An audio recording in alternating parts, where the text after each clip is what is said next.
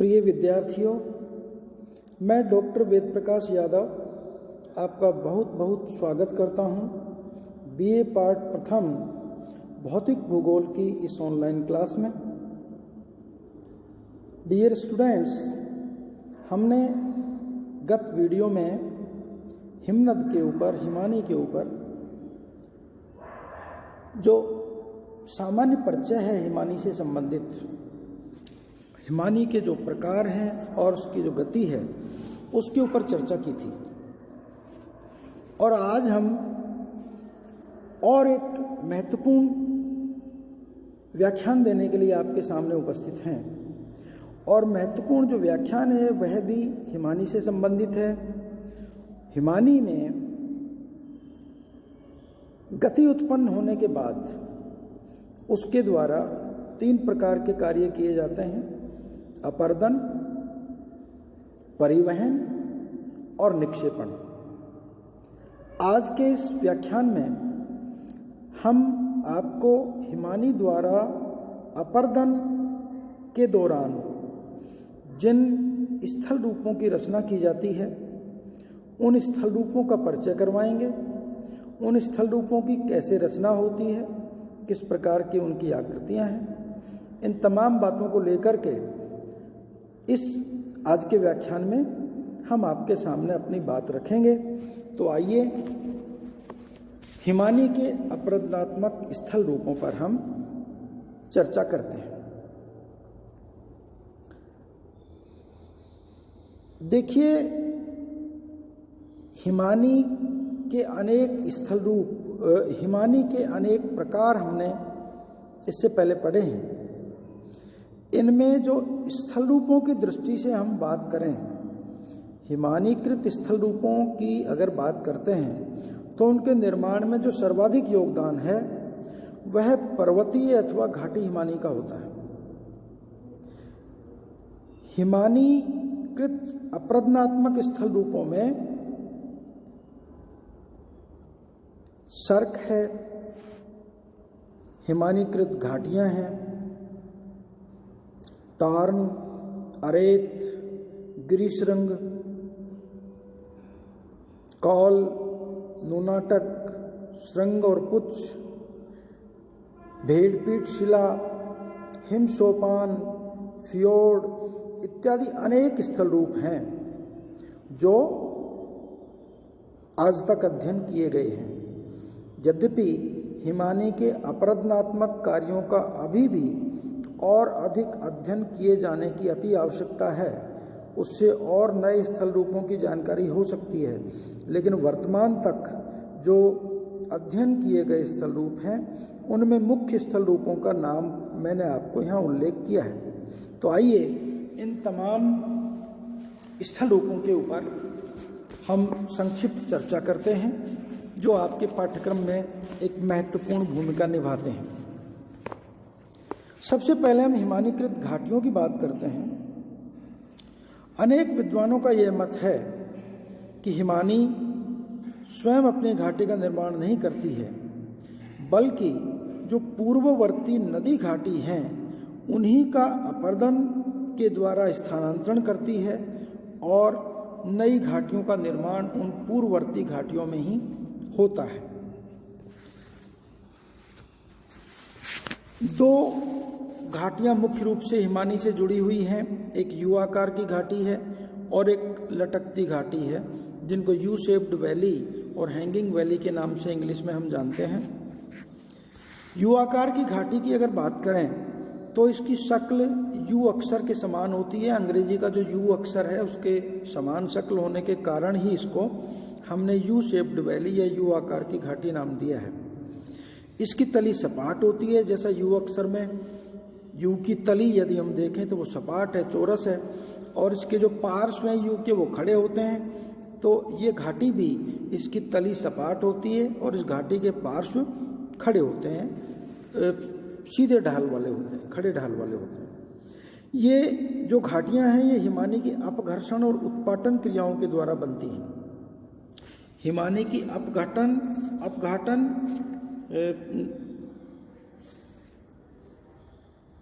हिमानी के द्वारा जो अपघर्षण और जो उत्पाटन क्रियाएं हैं उनके द्वारा बनती हैं। अपघर्षण हमने जैसा कि पीछे के हमारे वीडियोज में जो हमारा पवन का अध्ययन हमने किया था, पवन के कार्य, उसमें अपघर्षण शब्द हमने आपको बताया था, कोरोजन। इसके मायने हैं कि हिमानी के साथ जो चलने वाले कंकड़, पत्थर, शिलाखंड हैं वो हमारे धरातल को रेगमाल की भांति घिसते हैं, तो उसके कारण से घिसावट होती है और इस क्रिया को हम कहते हैं अपघर्षण। तो इस अपघर्षण के कारण यू आकार की घाटियां बनती हैं। नदी घाटियों में जो पूर्ववर्ती नदी घाटियां हैं उनमें अपघर्षण होता है और उसके कारण घाटियों का जो इनकी तली थी जो वी शेप्ड थी वो धीरे धीरे घिस करके यू शेप में आ जाती है। और दूसरी उत्पाटन की क्रिया होती है। उत्पाटन की क्रिया में क्या होता है कि जो हमारी गतिशील हिम के प्रहार से शैलें दबाव के कारण जड़ सहित टूट जाती हैं और टूटने के कारण वहाँ पर गर्त बन जाते हैं। तो ये जो क्रिया है इसको हम उत्पाटन के नाम से जानते हैं। तो जो यू आकार की घाटी बनने में दो क्रियाएं महत्वपूर्ण हैं। ये प्रश्न भी ऑब्जेक्टिव टाइप बनता है कि यू आकार की घाटी बनने में निम्न में से कौन सी क्रिया महत्वपूर्ण है, तो उसमें अपघर्षण और उत्पाटन की क्रियाएं सर्वाधिक महत्वपूर्ण होती हैं। ये अपने को समझने की आवश्यकता है। तो ये इस प्रकार से बनती है। इनके तल में मलबे का निक्षेप भी पाया जाता है। इन घाटियों के पार्श्वों के विकास पर शैल संरचना का भी बहुत बड़ा प्रभाव पड़ता है। असमान संरचना वाली शैलें होने पर घाटी के किनारे सोपान नुमा बन जाते हैं, क्योंकि उनकी घिसावट भिन्न भिन्न दरों से होती है। इस कारण से जो घाटी के किनारे हैं वो सोपान नुमा बन जाते हैं। अब सोपान नुमा घाटी के किनारे क्यों बनते हैं ये भी समझने की बात है। ये क्यों बनते हैं? ये इसलिए बनते हैं कि यहाँ असमान संरचना वाली शैलें वहाँ पर पाई जाती हैं जिनका हिमानी के द्वारा अपर्दन दर होता है वो भिन्न भिन्न होता है, क्योंकि कुछ शैलें कोमल होती हैं, कुछ शैलें कठोर होती हैं। कोमल शैलें शीघ्रता से कट जाती हैं, कठोर शैलें धीमे धीमे अपर्दित होती हैं। तो इस प्रकार से इनकी ये सोपान नुमा संरचना भी इसके जो पार्श्व है उनकी बन जाती है। तो ये थी हमारी यू आकार की घाटी। और अब बात करते हैं लटकती घाटी की। हिमानी की मुख्य गहरी घाटी यू आकार की घाटी होती है। इनमें मिलने वाली जो सहायक घाटी हैं वो मुख्य घाटी के ऊपर लटकती हुई दृष्टिगोचर होती है।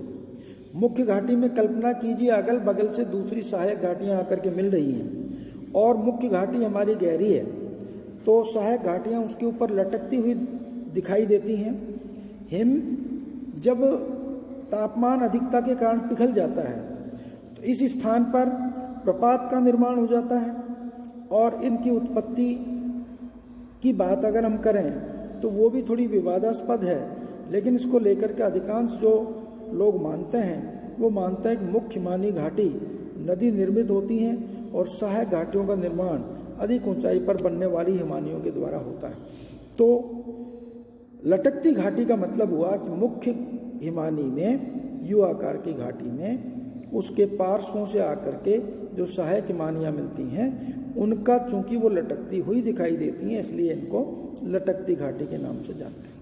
तो एक तो स्थलाकृति स्थल रूप बना हिमानीकृत घाटियों के रूप में यू आकार की और लटकती घाटी के रूप में। दूसरा महत्वपूर्ण जो लैंडफॉर्म है, स्थल रूप है, वह है सर्क, या जिसको हिमगह्वर भी कहते हैं। पर्वतीय हिमानी द्वारा उत्पन्न स्थल रूपों में सर्क सबसे महत्वपूर्ण है।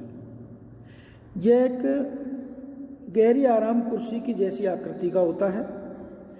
ये हिम के पूर्ण गर्त होते हैं, इसलिए इन्हें हिमगर्त या हिमगह्वर भी कहा जाता है। जर्मन में कार, वेल्स में क्वम और स्कॉटलैंड में कोरी के नाम से और नॉर्वे में बोटन के नाम से इनको जाना जाता है। ये इनके स्थानीय नाम हैं जो अलग अलग देशों में अलग अलग नामों से इनको पुकारा जाता है।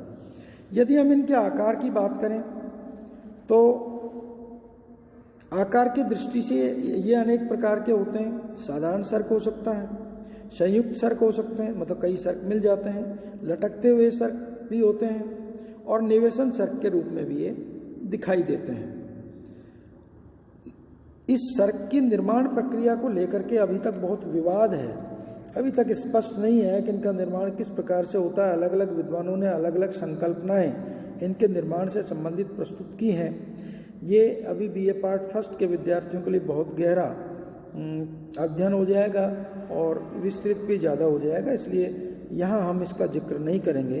जब कभी MA से संबंधित भौतिक भूगोल का अध्ययन होगा तो उसमें इसकी चर्चा की जाएगी। अब हम बात करते हैं अगली स्थलाकृति की, जिसको हम टार्न नाम से जानते हैं। सर्क रूपी बेसिन में जल भरने पर एक छोटी झील का निर्माण हो जाता है और ये जो छोटी झील है सर्क में पानी भरने से बनती है, इसी को हम टार्न नाम से जानते हैं। अनेक टार्न हमारे हिमालय में भी गंगोत्री, केदारनाथ हिमानियों में इस प्रकार के मिलते हैं। नेक्स्ट स्थलाकृति है अरेत। किसी पहाड़ी के दोनों पार्श्वों पर सर्क उत्पन्न हो जाते हैं और क्रमशः विकसित होते हुए ये सर्क परस्पर निकट आते हैं और मध्य का जो भाग है वो बहुत नुकीला होने लगता है।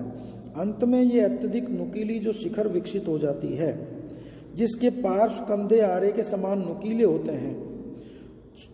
तो ये जो नुकीले जो पार्श्व वाली जो आकृति है यही अरेत कहलाती है।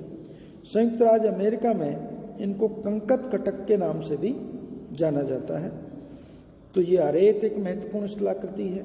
इसी तरह से हॉर्न है, जिसको गिरिशृंग कहते हैं।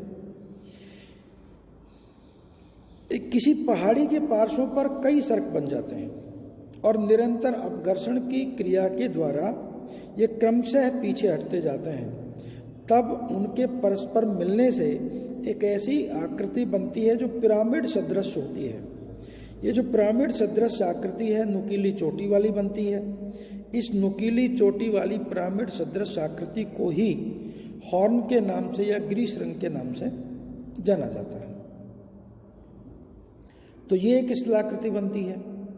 ठीक इसी प्रकार से एक अन्य स्थलाकृति है जिसको हम कॉल के नाम से जानते हैं। जब पहाड़ी के दोनों ओर विकसित सर्क आपस में इस प्रकार मिल जाते हैं कि मध्य की दीवार टूटने से टीले के आर पार मार्ग खुला हुआ हो जाता है, मार्ग खुल जाता है, तो उसे हिमानी दर्रा या कॉल के नाम से जानते हैं। कॉल को दर्रा कहते हैं, तो हिमानी दर्रा बन जाता है। ठीक इसी तरह एक अन्य स्थलाकृति है जिसको नूनाटक के नाम से जानते हैं। ये विस्तृत हिम क्षेत्रों में उभरे हुए टीले सदृश हैं जो द्वीप के समान दिखाई देते हैं। तो ये नूनाटक कहलाते हैं, द्वीप के समान उभरे हुए टीले। इसी तरह से एक अन्य स्थलाकृति है श्रृंग व पुच्छ, क्रेग एंड टेल के नाम से जानते हैं। हिमानी के प्रवाह मार्ग में स्थित ज्वालामुखी प्लग, बेसाल्ट या अन्य कोई शिला के सम्मुख ढाल पर हिम की घर्षण क्रिया जब होती है तो उससे उबड़ खाबड़ ढाल बन जाते हैं। ये जो उबड़ खाबड़ ढाल हैं यही श्रृंग के नाम से जाने जाते हैं।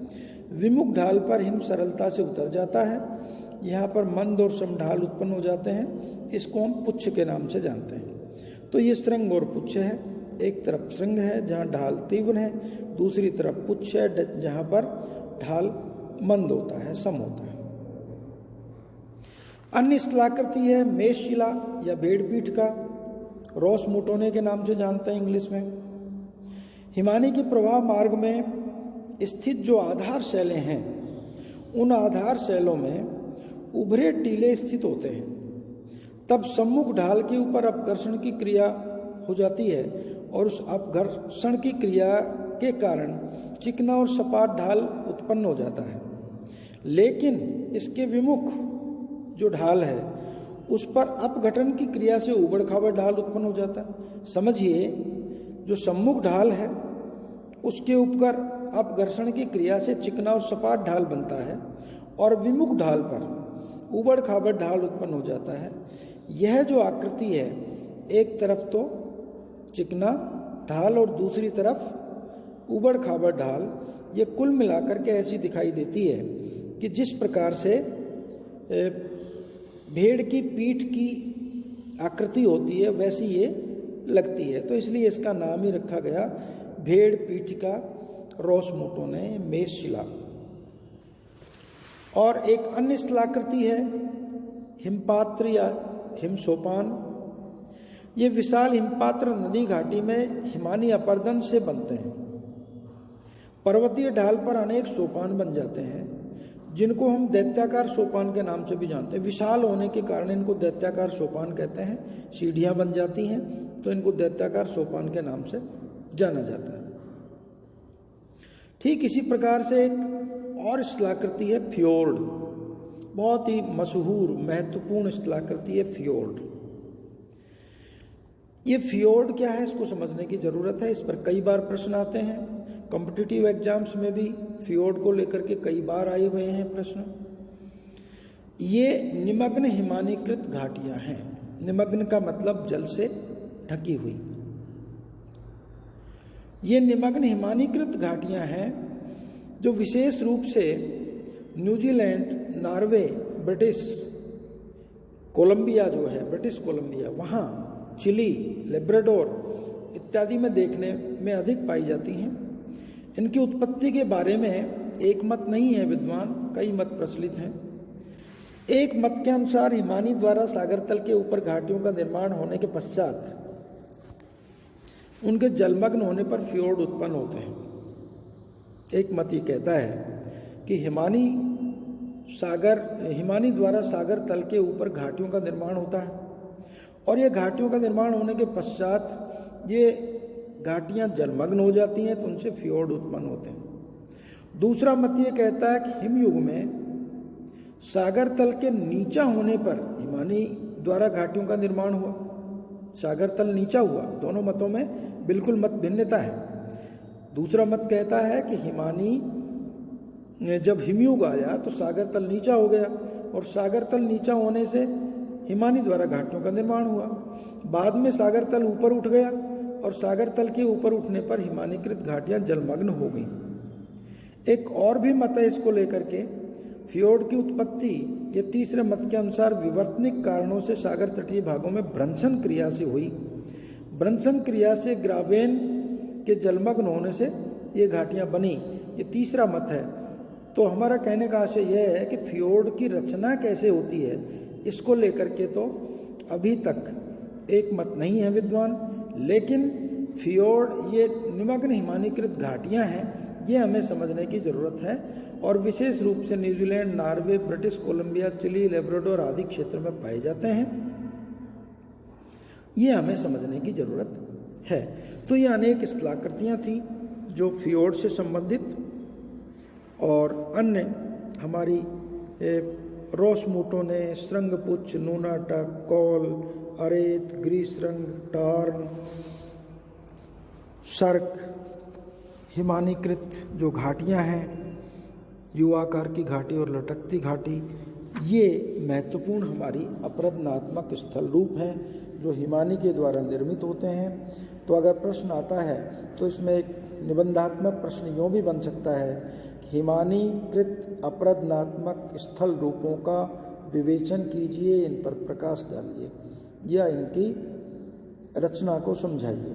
तो इस तरह से प्रश्न एक बड़ा प्रश्न निबंध के रूप में बन सकता है और छोटे छोटे अनेक प्रश्न इस आज के जो हमारा व्याख्यान हमने दिया इससे संबंधित बन सकते हैं। तो आप इसको ध्यान से सुनिए। एक बार अगर आपको कहीं कोई चीज़ मिस हो रही है तो दोबारा वीडियो को सुनिए। इससे संबंधित टेक्स्ट भी हम आपको देंगे, उसको भी आप पढ़िए। उससे आपका ये जो पूरा आज का टॉपिक है वो बड़ा स्पष्ट हो जाएगा। महत्वपूर्ण टॉपिक आपके लिए बड़ा लाभदायक रहेगा। आप इसको ठीक